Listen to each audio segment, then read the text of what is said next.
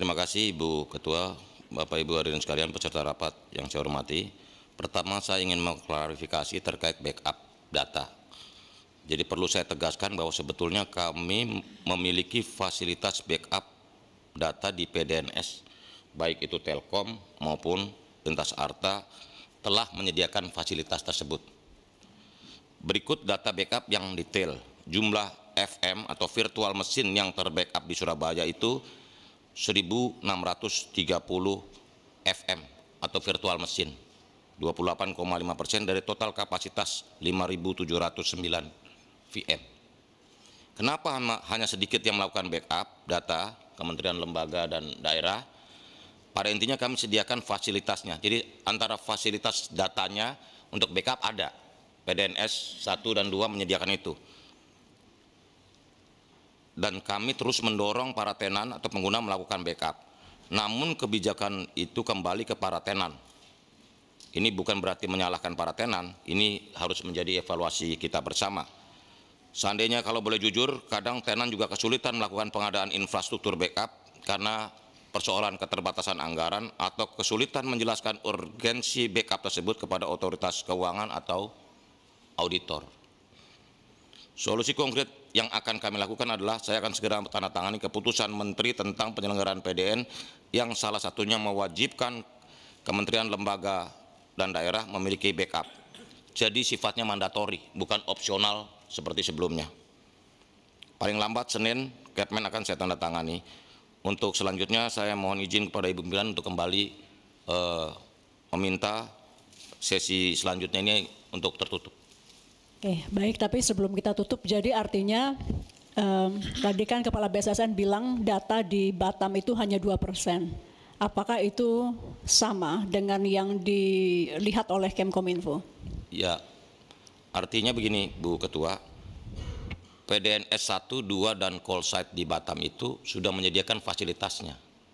Jadi sifat backup itu ada dua, facility backup ada, tapi filing backup belum dilakukan oleh kementerian, lembaga, daerah.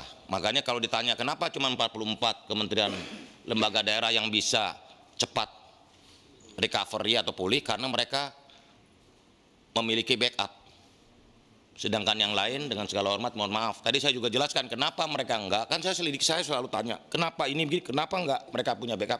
Persoalannya soal kebijakan dan keterbatasan anggaran yang mereka miliki dan juga kesulitan dalam menjelaskan kepada otoritas keuangan atau auditor. Seperti itu. Jadi ini mungkin menjadi pekerjaan rumah kita bersama. Izin pimpinan, saya ingin Pak Menteri, jadi backup itu tergantung daripada anggaran. Ya ada begitu. Begitu ya Pak kira-kira ya, Pak? Begini, mohon maaf nih Pak Surman. Kadang-kadang, mohon maaf, otoritas kita ini suka minta penjelasan yang membuat kementerian, lembaga, daerah ini sulit menjelaskan bahwa anggaran backup data itu mesti di cover. Jadi kita tanya kenapa kok ada dua, satu aja begitu. Nah ini harus kita yakinkan kepada semua otoritas terutama auditor agar di masa depan ini bila mana keamanan data ini dianggap sangat penting buat mungkin ini kita, Pak Menteri, saya ulang sekali lagi Pak Menteri ya.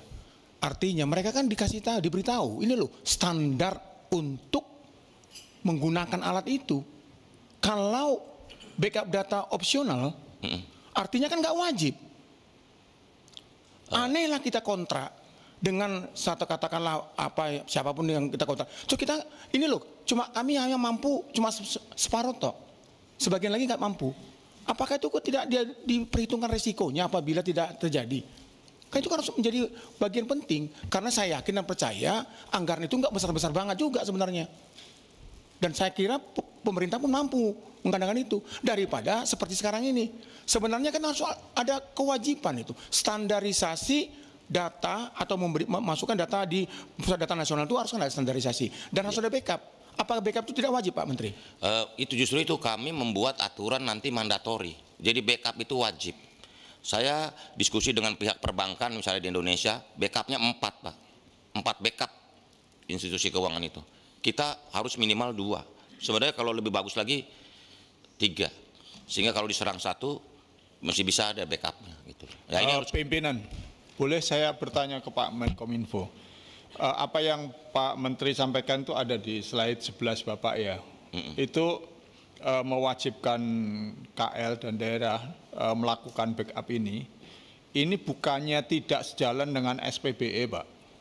Dan berpotensi berimplikasi terhadap pembengkakan anggaran untuk belanja server, Pak. Jadi saya kira lebih realistik mengingatkan compliance risk management yang ada dan DRC, Pak. Yang wajib membuat backup itu PDN, Pak. Ya. Bukan Ya. vendor, bukan orang yang mau nyimpen datanya, Pak. Artinya bukan KL dalam hal Bukan ini. KL. Jadi artinya gini Pak Menteri, kita pahami bahwa KL yang mampu, dia punya backup sendiri. Tapi bukankah harusnya Batam secara otomatis membackup Surabaya? Jadi tadi seperti disampaikan bahwa yang punya kewajiban membackup adalah pusat data nasional, bukan lagi KL-KL. Karena pada dasarnya negara ini membentuk pusat data nasional untuk melakukan efisiensi. Sehingga tidak semua kementerian atau LK atau lembaga, institusi harus membuat data center masing-masing. Ya, itu. Jadi itu jangan disalahkan ke mereka, harusnya otomatis Batam membackup Surabaya. Oke, izin Pak Bu Ketua, nanti segera teknis coba Pak Dirjen jelaskan secara teknisnya. Izin Pak Menteri, Bu Ketua dan Bapak Ibu sekalian, jadi fasilitas backup sudah kami sediakan, Bu.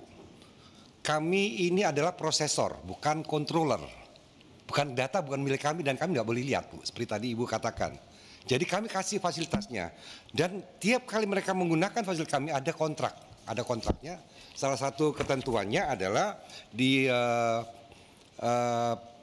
pasal 4 ayat AI, pengguna wajib mengikut serta, pengguna diwajibkan ikut serta untuk melakukan backup data secara mandiri. Karena dia harusnya, bukan kita yang ngambil Pak, Bu, Kak, boleh lihat. Dia dikasih fasilitasnya, mereka yang harus melakukannya, bukan kami mengambil datanya. Kalau enggak kan berarti izin pimpinan, kayaknya nggak pas loh, izin pimpinan. BK Mandiri yang kontrak di sana suruh pakai Mandiri. Kok aneh banget sih? Pak Semi. Bukan cara kerjanya. Ya, Pak Semi. Pertanyaan saya, kebetulan saya salah satu penyusun Undang-Undang PDP. Jika PDN adalah prosesor, maka pengelola datanya siapa? Pengelola datanya siapa? Pengelola pengendali Pak, kan kalau di PDB. Pengendali. Pengendali adalah pemilik data Pak. Pengendali pemilik data? Iya. Oh ya selesai kalau ini. Pemilik data Pak. Kan kalau menurut PDN memang ya pengendali yang. Kan di dalam Undang-Undang PDP juga kontrol pemproses nggak boleh melihat datanya. Prosesor tidak dalam posisi bertanggung jawab atas kecuali diambil. Ya, jadi ini bicara bicara dalam tataran backup ya Pak ya. Iya. Tapi yang tadi penanggung jawab fasilitas pengendali data. Pengendali data adalah KL. Tetap KL. Prosesor terhadap fasilitas kami Pak. Jadi terhadap serangan itu adalah ya memang kita harus akui kita diserang Pak. Prosesornya yang diserang Pak. Tapi tadi kita bicara. Sorry. Yang diserang prosesornya? Ya Pak, kalau serangannya Pak ya. Serangannya. Tadi kan tidak bicara tentang backup data. Ya. Itu Pak kira-kira. Oke ya, jadi kebijakan tentang backup data memang mestinya ada di pengendali. Ini maaf Pak Menteri ya, agak agak langsung dengan Pak Semi karena saya ketua panja di pemerintah, saya ketua panja di DPR, dia panja pemerintah. Jadi kalau seperti ini memang kebijakan dia mau membackup atau tidak memang ada di pengendali Pak. Pengendali data, bukan di prosesor. Namun kami menyediakan. Namun keamanan prosesor yang diserang orang lain, dia harus bertanggung jawab atas tidak terlindunginya. Oke, agak clear kalau seperti ini.